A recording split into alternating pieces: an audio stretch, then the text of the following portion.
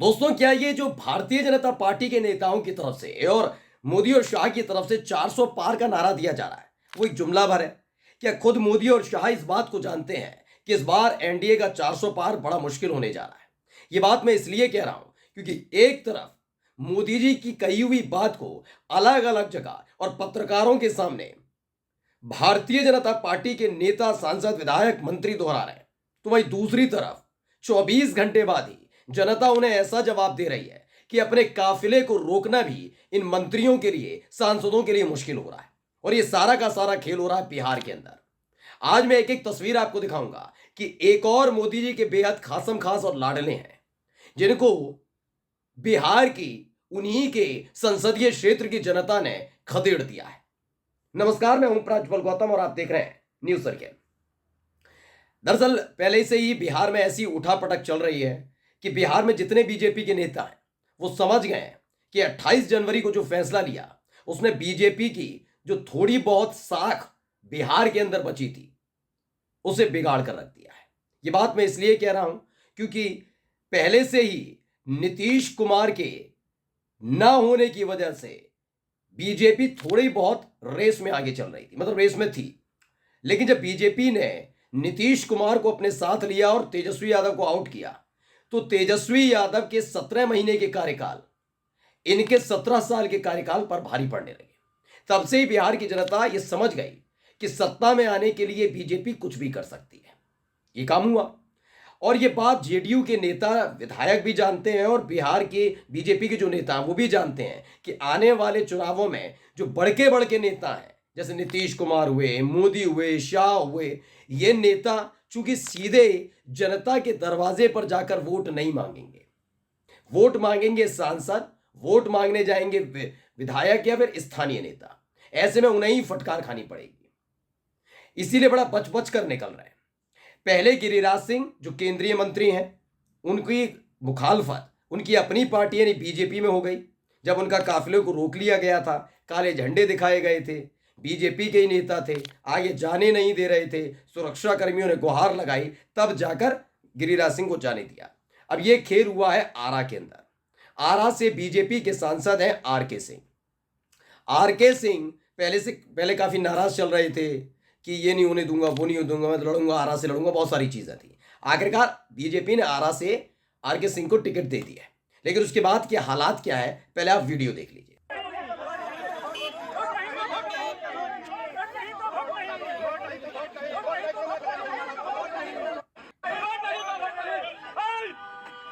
तो अब आपने देखा अभी वहां पर रोड नहीं तो वोट नहीं, ये तमाम चीजें।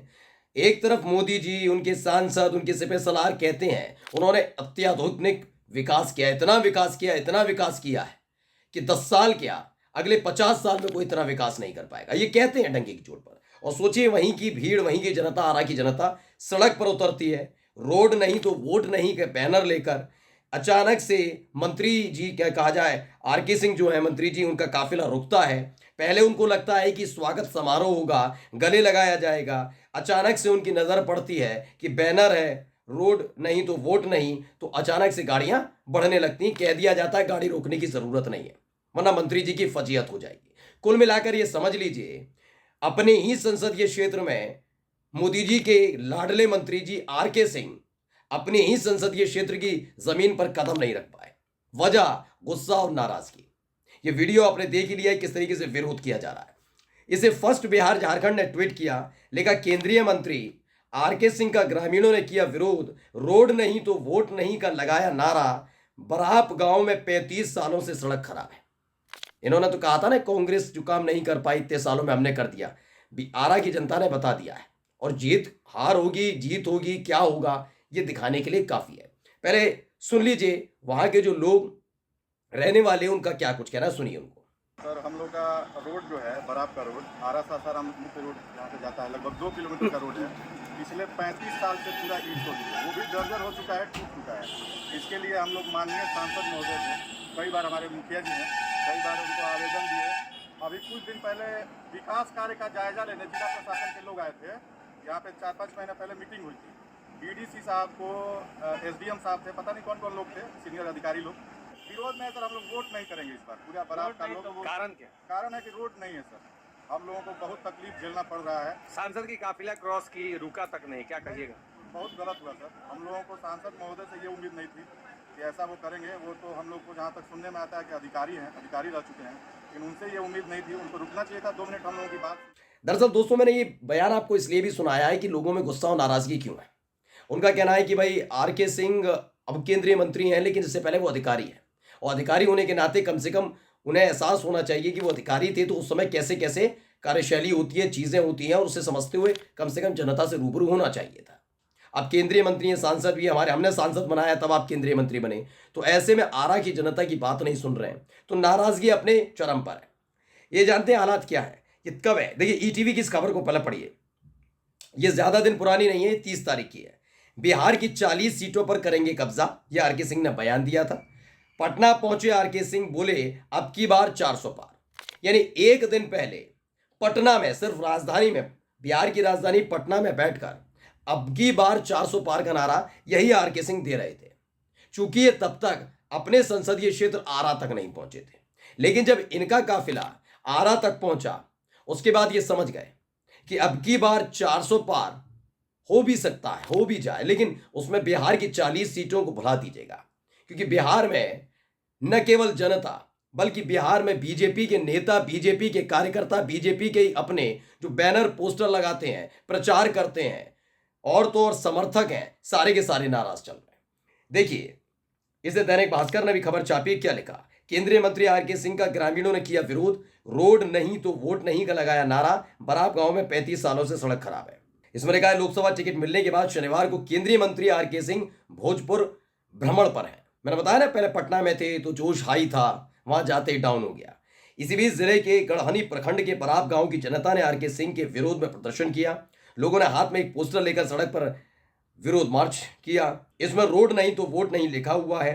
गांव की जनता सड़क पर निकलकर केंद्रीय मंत्री के विरोध में मुर्दाबाद के नारे लगा रही थी। अब आप समझ लीजिए, अब जब मुर्दाबाद के नारे लगाए जाएंगे तो ये जीत वाली जो बात कही जा रही है 400 पारा पटना में बैठकर के आए, वो पूरी हो पाएगी।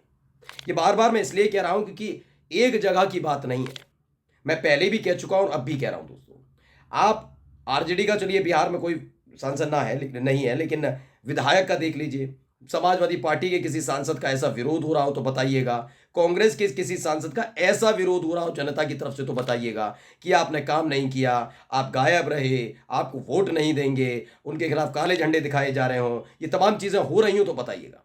ये कहीं नहीं हो रही। बीजेपी और बीजेपी के सहयोगी दलों के साथ जो हो रहा है वो आपके सामने है।